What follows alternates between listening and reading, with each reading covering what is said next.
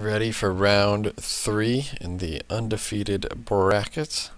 Playing against one of the best players to ever grace the standard popper scene, Beatnik Bobby. Don't know how much of a beatnik he actually is, but he loves to crush people. One land, gotta ship it. This hand's really bad, but you know what? I can counter his play on turn 3. Can bounce the play on turn 2. If it draws red, it can Tormenting Voice, so whatever.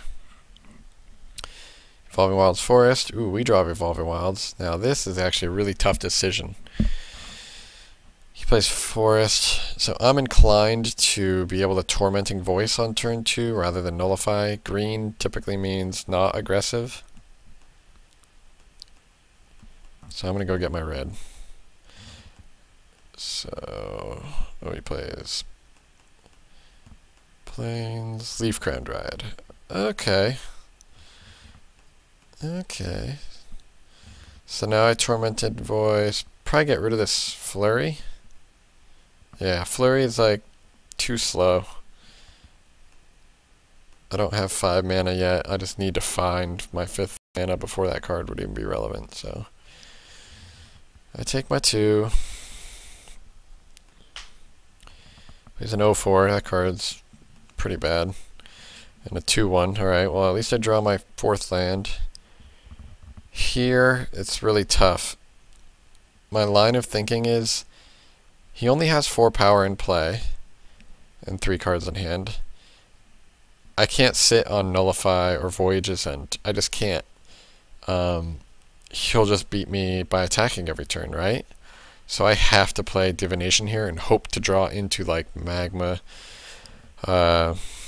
Spray, Lightning Strike, and hopefully just churn through my deck and get, you know, land Divination. See, like if I just sit there and those are my spells I'm drawing, I'm never gonna come back fast enough. So he only attacks for 2 and decides to outlast. That's actually really good for me because I'm never blocking his guy, right? And it's only going to be more damage. Like if he attacked for 2 there, and he attacks for 2 and then 2 again over 3 turns, that's 6. So it's on parity if he attacks me for 2 turns with this 3-2. If he attacks me for 3 turns, then he gets 1 extra damage in by outlasting once. So we'll keep track of that. Here again, I just have to Divination because I have to draw some removal one of these days. Divination land, wow, okay. I'll gain a life, since I have no other spells that I can play this turn.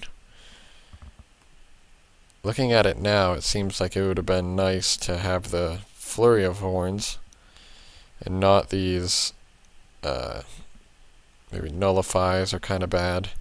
Voyage's End seems like it'll be good, just in case he ever casts a heroic thing on this Lagana Band Elder. But okay, so this is the turn where the magic happens. I definitely remember this. Like, look how bad this looks. Can we see what he said to me? Oh, I didn't even notice this. Hi, Chris. Good luck. Have fun. I thought you were mana screwed, but you threw away a mountain. Oh, yeah. I discarded a mountain last turn. And I'm crazy like that. Basically, I have the 5th land already, and I'm going to be able to do a lot of stuff. So, and I played a land every turn, so he just saw me drawing cards every turn and not doing anything, thinking I was mana screwed, but really, I was doing that because I don't have removal spells. So I take 5, get attacked by once from this Bondkin. Lightning Strike is a great draw. So I get to play my Lightning Strike to start it off. I'm going to kill probably the Staunch-Hearted Warrior, since if that gets targeted once by like a God's Willing, I'm just dead, so kill that right away. And now we can Treasure Cruise for 1 mana. Wow. And Magma Spray. Magma Spray, kill your 3-2. So he missed 1 point of damage by outlasting once. And now we have 3 Voyages End, double Nullify. Still not the greatest, but he's only hitting us for 2. Wow, that was a good draw for him. So he's hitting us for 5. Okay. Okay, that's pretty bad. Nullify, not very good. I think we have to divinate. Hope to hit removal. We don't. Look how bad this looks. Alright, play land. I can't play 2 spells this turn, so I'm allowed to play Traveler's Amulet. And now I have to Voyage's End. Now, I could have done it right there on either of his guys. But if I do the first Leafcrown Dryad, I'm tapped out. He gets to re-equip it, and I'm just dead on board. I could do it to the other guy, but that means he gets to attack with 2 Leafcrown Dryads this turn.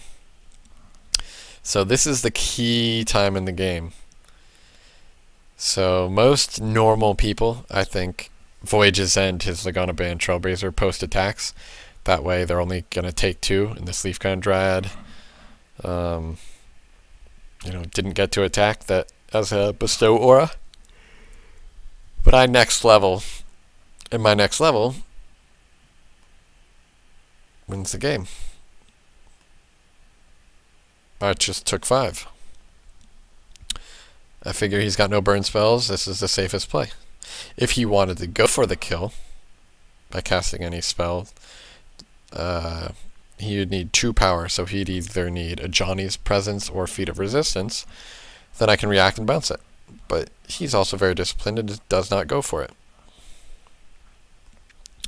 Plays a land, so at most he can have 2 spells that protect his creatures, right?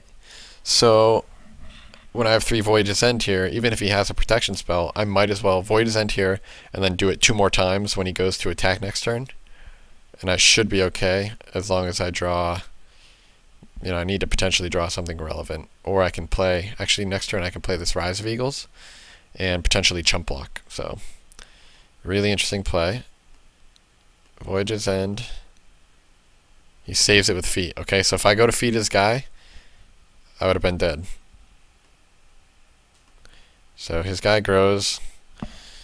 Ooh, that's a really good draw. Again, gaining 1 life. I mean, I already gained 1 life, so very good draw. So I'll gain 1. And again, I'm going to wait until he's attacking, I think. Or I'm just going to play... I figure I'm dead to God's Willing or another Feat of Resistance anyway, because he just names Pro Blue on attacks. So I can't play around that.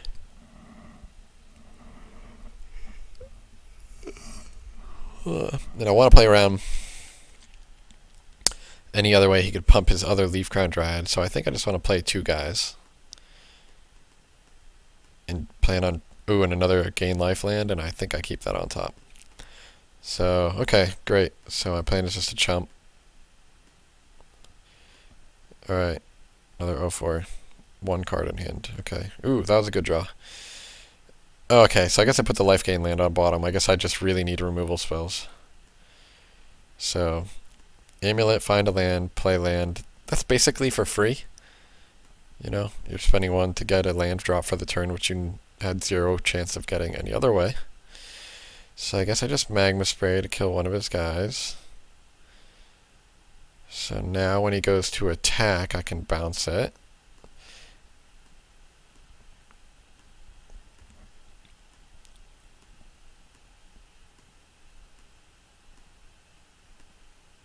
If he has God's Willing, Feat of Resistance, perfect. I can just Voyage's End in response.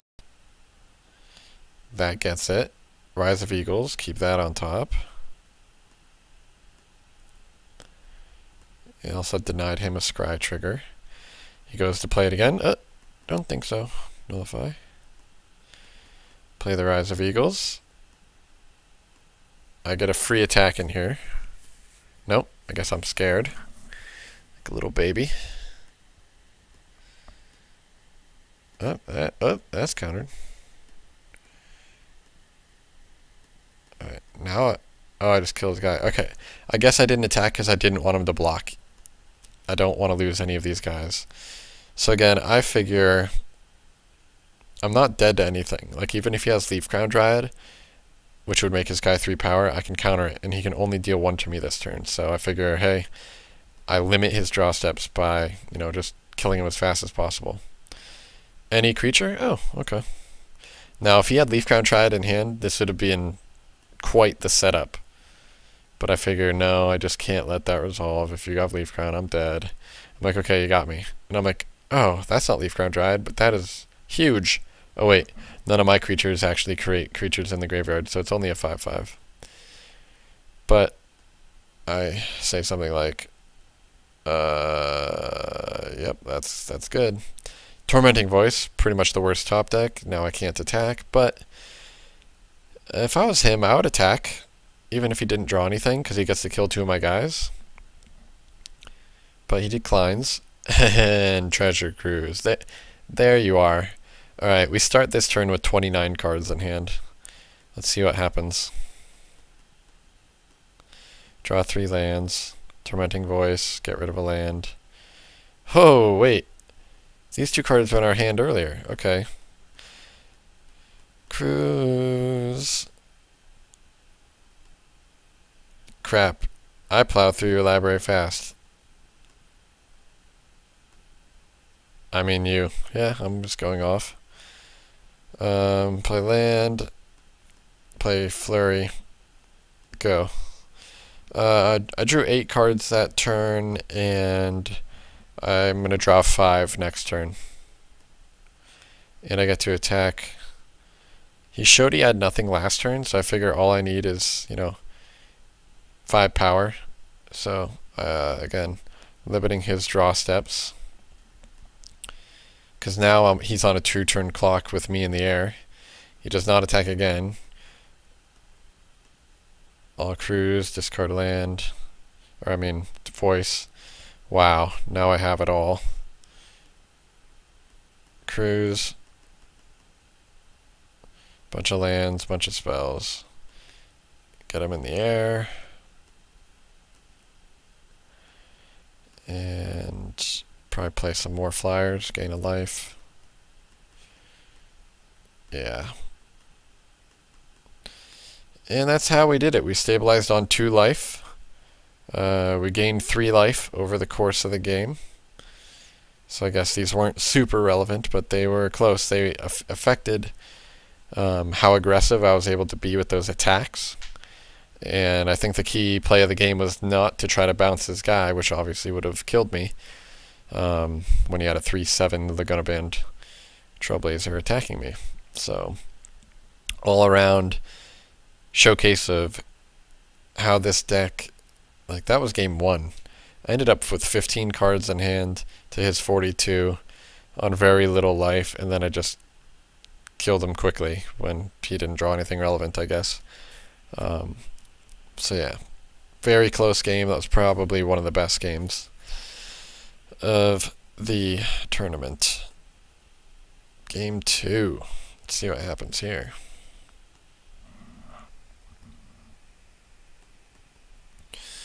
One land hand. Okay, sideboarding. I guess I brought in another bounce spell, force away. I think I brought in like 2 negate to stop his God's Willing effects. Nullify is not that good on the draw.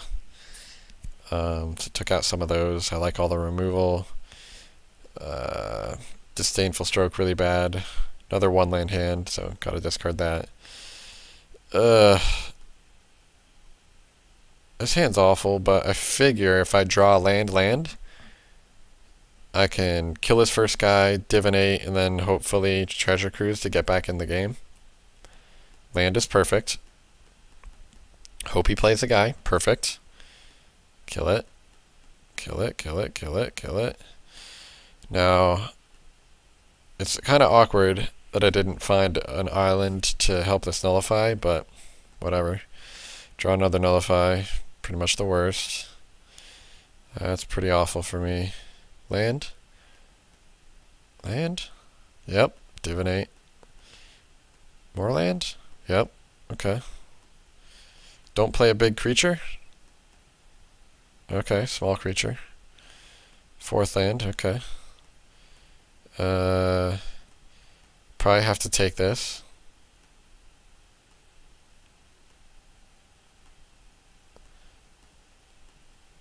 I figure, which creature would you bounce here? Think about it. You have 5 seconds. And then give me a reason for why you're bouncing that one. 3, 2, 1. I chose to bounce the Bondkin, because if you bounce the other one, and he protects it, 1, it's a heroic creature, so it would get bigger. 2, if he doesn't protect it, you're actually unlocking the Leaf Crown Dryad. So I think it's more tempo positive to bounce the Bondkin, since he shows a very high willingness to outlast it at least once. So he's actually buying time for us. And so he doesn't have it. Island would be the 5th land, which I think I do need. So I keep it. Holding open, double nullify. I can take 3, go to 9. Counter the Bondkin. Play another creature? Nope. Wilds. Okay, I can cruise. Leaving open nullify. I should have paid 1 more. Maybe not, because now I get to play Amulet.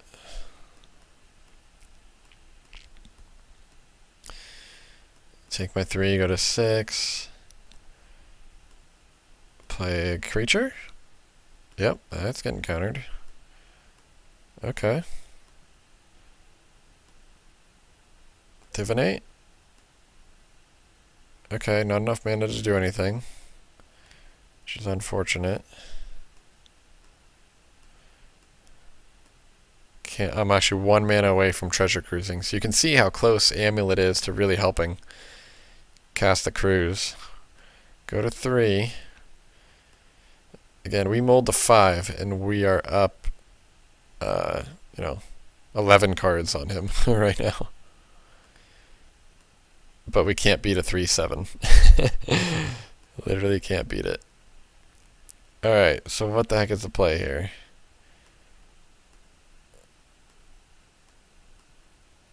Flurry.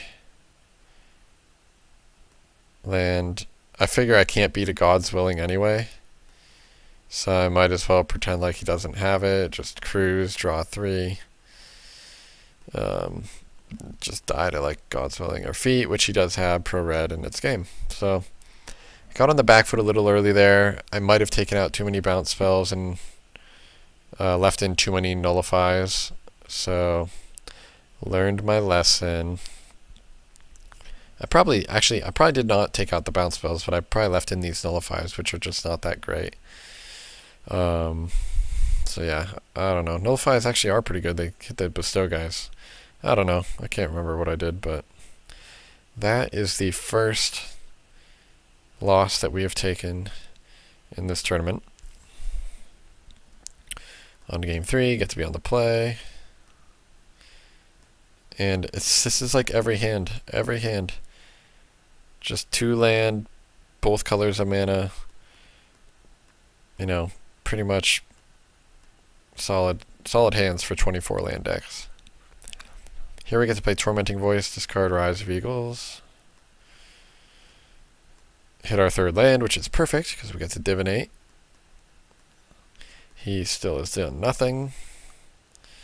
Wow. We have the 4th and 5th land and the Flurry. Oh, that's your first play of the game? Okay. I'll strike it. I guess I'll Divinate spray it. Yeah. This feels good. Yeah. Guess I'll spray that.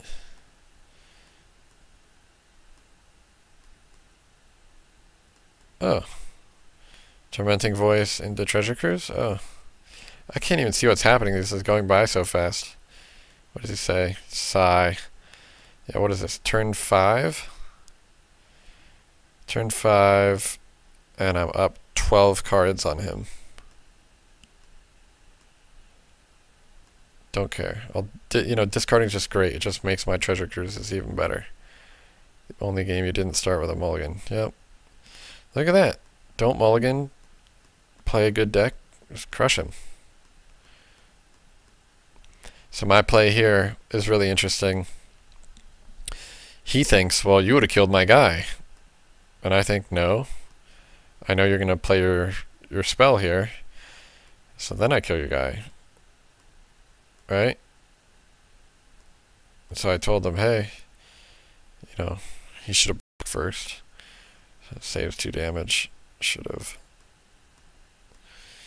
But yeah, see, this is the problem with heroic decks. Like, when they're on the back foot and they're not really doing their thing, it's just really easy to, you know, outclass their creatures and interrupt them with a little bit of removal, a little bit of bounce. Hopeful Eidolon. Yeah, this is where I tell him, I have 5 options. I only had 4. But I think the best play is to kill his guy. Problem is, if he has any big creatures, I want to save the nullify, even though I could have nullified this. But I think just kill it, and I don't want the Hopeful Eidolon in play. I really don't want him gaining life or pumping this thing up with like Leaf Crown Dryad, but I figure I'm safe against those plays too. So just kill his guy, beat down, play some 2/2s. Bounce spell, yeah, keep it on top. Counter. And then he's at 9, so he's actually just dead. I can bounce this lifelink guy. Attack for 6. And then strike him. So yeah. He didn't play well. Hope he gets top 4 so he gets a rematch, yeah. He's obviously like very capable of playing better. He didn't sequence things maybe the best.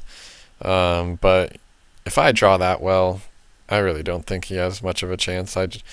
He has to like play creatures with God's Willing or Feet of Resistance open, and if he's doing that, then he's giving me tons of time. And when I have time, it means I have like 2 answers for every threat that he plays. So he's in a tough spot when he does that. So yeah. So that was the end of the Swiss. He ends up missing on tiebreakers, even though he was 2-0. So something that's wrong with the SPDC tournament right now is that I was following the master document, which says less than 18 people, you play 3 rounds of Swiss, cut to top 4. But that doesn't work. Hopefully something better will come into play, because I think 4 rounds of Swiss cut to top 4 is better, or something. I'll have to ask my roommate. He's a judge. Alright, so yeah, that's the end of round 3. On to the playoffs.